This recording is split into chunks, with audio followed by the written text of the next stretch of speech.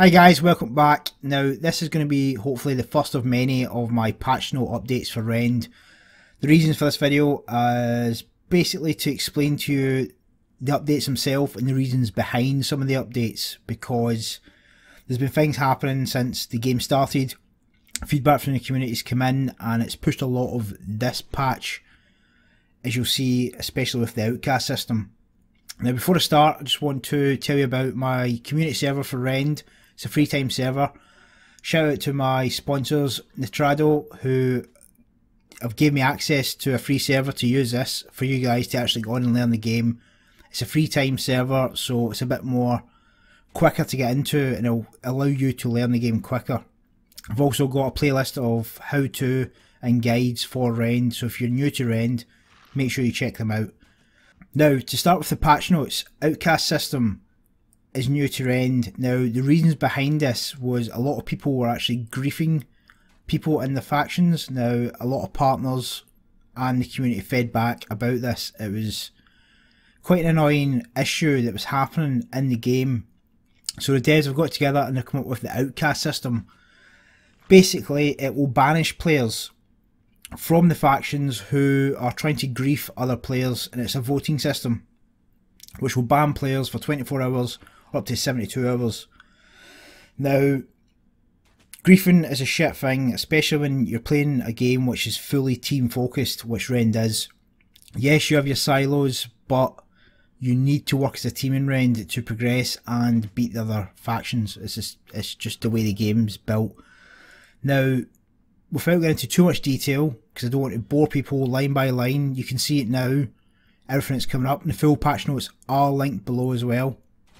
It basically will target these people heavily and stop them from destroying the game. Now, the way it's going to do this is basically pinpoint the people doing it. As I said, there's a voting system from the elders of the clans or factions, and make sure that they're outcast from it. Now, this doesn't carry across servers, it only works on the server that you're playing, which doesn't stop them from still doing it elsewhere, but it's a start, and this system is going to be progressively changed and altered. So hopefully, for me, if someone continuously griefs, they should probably just get banned from the game, because they're only playing to be an arse. There's no point in playing if you're going to just be like that. So it's a major change to how Rend's playing, and it should hopefully stamp out the people who are just there to troll people. A lot of streamers are finding it. They're getting a lot of people just joining and just being an arse constantly. So this system will hopefully stop that and help people enjoy the game a lot more.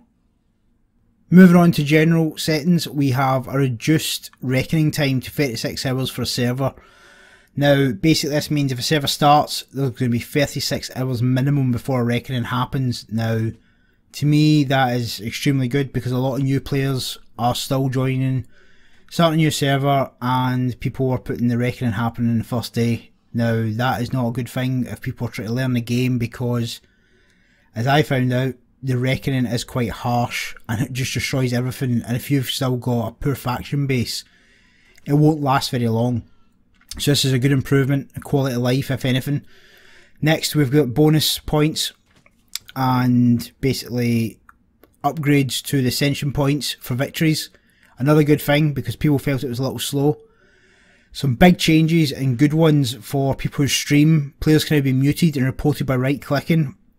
I found a lot of people were streaming, they had the usual troll racist in chat just running about in VoIP. That was quite a bad thing to deal with. Players can also be reported if they go offline, so if someone does it, screams and shouts and goes offline thinking they can get away with it, you can still get them done, so it's fine. Now, for server settings, there's been some additions to for rare resources and stack counter scaler, which is another good thing if you want to do a modded server. It means you can alter how that's set. Now, moving on to factions, I'll break this down into a shorter term. I won't go through every single line, but just give you the main headlines. You can clearly see more anti-trolling and anti-griefing has come into play. Previously, if you killed a player in your own faction, you lost 50 faction points. That has now been up to 200. There's also a terrible faction reputation rank been added as well, where if you get minus 50, you become a miscreant. If you get minus 400, you go to a coward. Minus 1000, a traitor. You also receive additional damage from other players. On the flip side of this, if you are, say, a traitor and you've been killing players in your team, if they rage back at you, who you've been trolling, they will no longer lose points. So it's a way of bullying that troll away from the server, because they're going to die quicker. There's no loss to the people who are trying to play the game properly. It's just a time consuming thing until the guys actually leave now, until they're actually voted off through the other mechanics. It's just a way of stopping people from trolling a lot harder than what it's been going, because if you haven't been playing Rend recently, it's been happening quite a lot. Now, addition to this, if someone in your team is trying to troll and he kills you and loots your corpse, it will deduct him 500 faction reputation points as well. So it's going to catch them quite quick. And for me, this is phenomenally good for the people who have been heavily affected by the trolls and griefers. So the devs are acting fast to stop this happening. And remember, this is early access. The people who played the beta had the intention of learning the game, finding bugs and feeding it back. Now the wider audience are playing, you are getting these griefers. And obviously with streamers, you get stream snipers and people who want to soak up that attention. Well, this is the first steps to making sure people can push them back. It's not just streamers, people in actual servers, normal run-of-the-mill players are being affected by this as well. So this is a welcome change to how the current game is. Next, we have some changes to the talent and perk balance. A number of adjustments to address the burst damage potential of players against other players. These adjustments are quick fix to mitigate the problem, and some of the offending perks, talents and abilities may be reinstated in future patches. Now basically this is just a rebalancing from feedback they've received from the community for perks, talents and abilities. Now it's listed below. It'll mainly focus on some of the OP things that are being used at the minute. So if you look through the list, if you're an assassin and you clearly want to play assassin all the time, just look out for things like the armor debuff to 5% per rank, down from 10%. All little changes. It's part of the balancing process that we knew was going to happen. There was some talents and things you could build to which were pretty OP. So this is the first steps to make sure that these are actually brought in line and make all the talents and abilities on a level playing field. Moving on in rebalancing, items got a big rebalance as well. Most notably, poisons. Now, for me, poisons were a bit too much. You were losing quite a lot of damage through poisons. That's had a good rebuff across all aspects as well, so that should now not be as harsh as what it was. There's also been changes to the cold resist and a lot of armour as well, so bear that in mind and check when you're making armour. If you're going into the northern of the map, make sure the armour you're wearing is now suitable to go in, because cold resist has actually been removed from some armours. Some world changes also have been added. Now, the most notable is the reduction of respawn rates of metal nodes, so they were quite good, I personally thought, for getting XP. So you need to bear that in mind, especially if you're in a larger faction. If that is your attack plan and tactic to get your XP up, metal nodes aren't going to be an easy way to farm it up. There's also been the addition of light beams to faction bases to make it easier to navigate. A great quality of life, personally, I think, because you could get lost quite quickly. And another key thing is adjustment to spawns around the initial spawning area to make it slightly less dangerous. Now, I personally know of a couple of people who have spawned in, got killed straight away, and it was a bit of a demotivator for them, and they got off on the wrong foot of playing Rend and just thought it's one of those grindy games where you can't even get to the faction base. So quality of life wise, that is a welcome change in my opinion. Now moving on to crafting, and the best thing in this entire patch, personally for me, the crafting complete sound has been changed.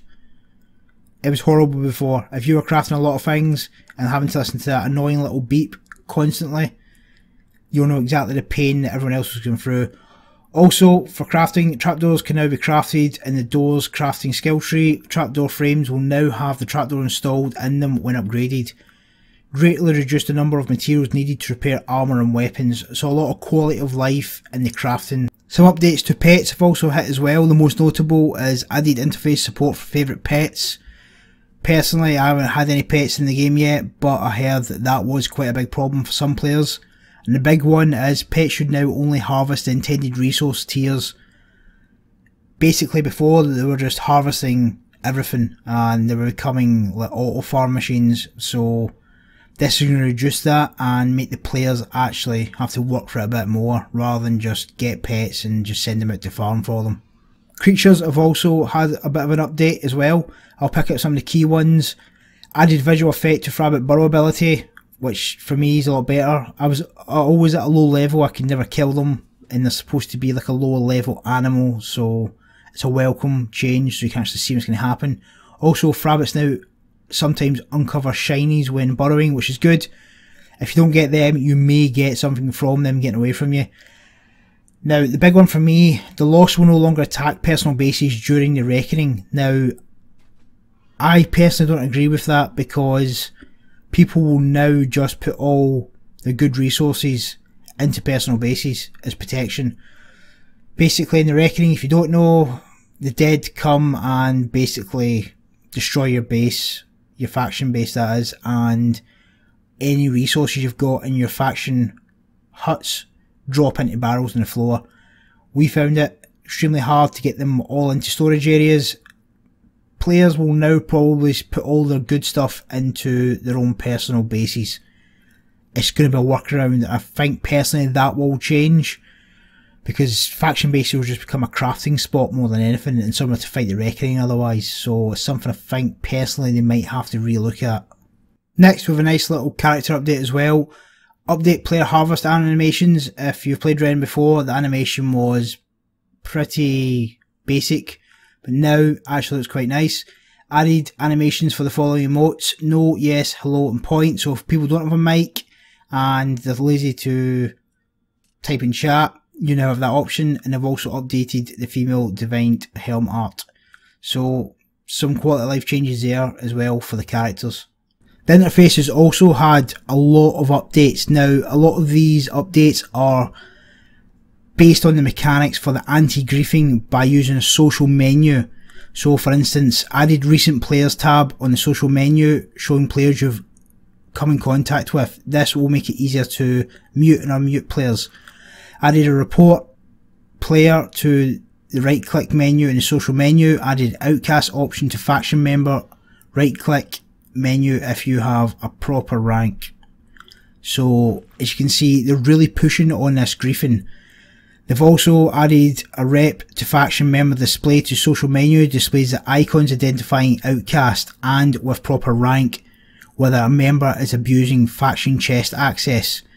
Added tooltips to SAS research, and a big one for me, added new crosshair icon for interact because the last one was not really that good, to be honest. So a lot of quality of life, and this anti-griefing again is strongly being pushed on by letting you easily identify people who are trying to troll and grief. Finally, we have just general bug fixes. Now I'll let you read through these. There's a lot of bug fixes on there. These have all come from the community feedback and the partner feedback. And let's be fair, there's over 200 fixes in this update in total. Now, for a game that's only been out not that long at all, a few weeks, the devs have absolutely jumped on top of anything they've come across and found. Now, the devs don't just respond to partners, they respond to all the community. They're extremely involved with the community, and if there is an issue and you bring it to their attention, they will try and fix it as quick as they can. And I take my hats off to them. This is the first dev team that I've personally come across that will listen to the community and make sure they can make the game as good as it can be. I personally don't think Rend is getting the attention that it should, but people who are looking for a game where the devs are actually interested in the player feedback, this is something you need to check out, because the guys are tirelessly working to make sure this game performs the way they want it and the way we want to see it. And it's something that you don't really get a lot of now. A lot of devs shut the door and just hide. I could name a few, but I'm not going to. These guys are honestly smashing it out of the park at the minute. If you haven't played Rend, I strongly suggest you take a look at it. Join the actual Rend Discord as well, so you can be involved and find out what's happening with the game, things that are going to be changing, because the devs keep you up to date on it. They're always in Discord. And remember, these guys have came from big AAA games as well. They're not a new dev team. They know what they're doing. You just have to give them the time to find the bugs, find the mechanics that need changed, and they will do it. So guys, hopefully this will be the first of many. I will try again to break it down as quick as I can. I can't really do any big shows on actual mechanics, because at the minute, if you have your own server, you basically have to grind it out to get all the stuff. I want to get this information out to you as quick as possible. I didn't want to go into depth of every single line, because I personally think it'd be boring. I just wanted to pick out the things that were key to you and things you might actually want to know about. The rest of it you'll probably find and notice straight away. Some things you probably won't even notice because you haven't progressed to that level yet either in the game. Stuff in the actual notes that I haven't actually got to yet either. So as I said guys before, at the very start, I have got a community server. Anyone's welcome to join it. There will be a few people on there this weekend who you might recognise from my side of older games I used to play. So if you're coming from the Rust side, you might actually see them if you're playing this weekend on the server. Next update, I'll try and get out for you again, but I'll try and change the format so it's a little less screenshot and more showing the actual changes themselves.